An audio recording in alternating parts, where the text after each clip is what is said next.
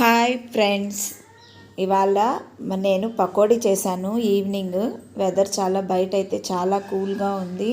So వేడివేడిగా ఏమన్నా తినాలి అని అనుకున్నప్పుడు బయట నుంచి తెచ్చుకోవడం ఎందుకులే అని చెప్పి నేనైతే ఇంట్లోనే ప్రిపేర్ చేశాను. చాలా బాగొచ్చింది, అందుకే మీకు షేర్ చేశాను. చూడండి, ఇలా శనగపిండి, బియ్యం పిండి, ఉల్లిపాయలు, కొంచెం సోడా ఉప్పు, కొంచెం కారం, ఉప్పు అన్నీ మిక్స్ చేసేసి ఇలాగైతే నేను వేసుకున్నాను ఆయిల్లోని.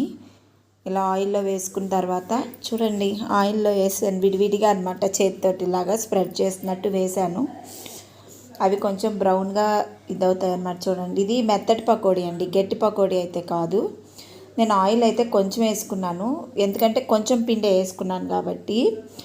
అవి మనం బయట తెచ్చుకునే దాంట్లో ఏ ఆయిల్ కలుపుతారో మనకు తెలియదు కదా, మనకి హెల్త్ ఇష్యూస్ కూడా వస్తాయి. సో మీరందరూ కూడా ఇలాంటి చిన్న చిన్న రెసిపీస్ మనం ఇంట్లో తయారు చేసుకోవడానికే ట్రై చేయండి, ఓకేనా.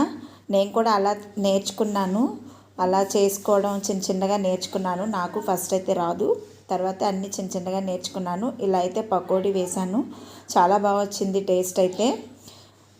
చూశారు కదా ఫ్రెండ్స్, ఇలాగా కరివేపాకు కూడా కలుపుకోవచ్చండి. ఆ పిండిలోని కరివేపాకు, కొత్తిమీర, పచ్చిమిర్చి అన్నీ కూడా కలుపుకుంటారు.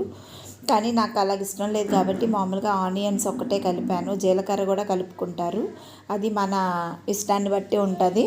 నేను నార్మల్గా ట్రై చేశాను ఎలా వస్తుందని, బాగా అయితే వచ్చింది.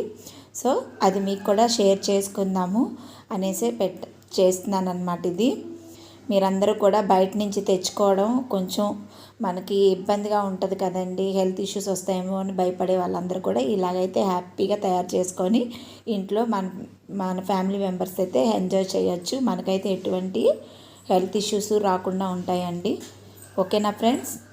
Okay, bye.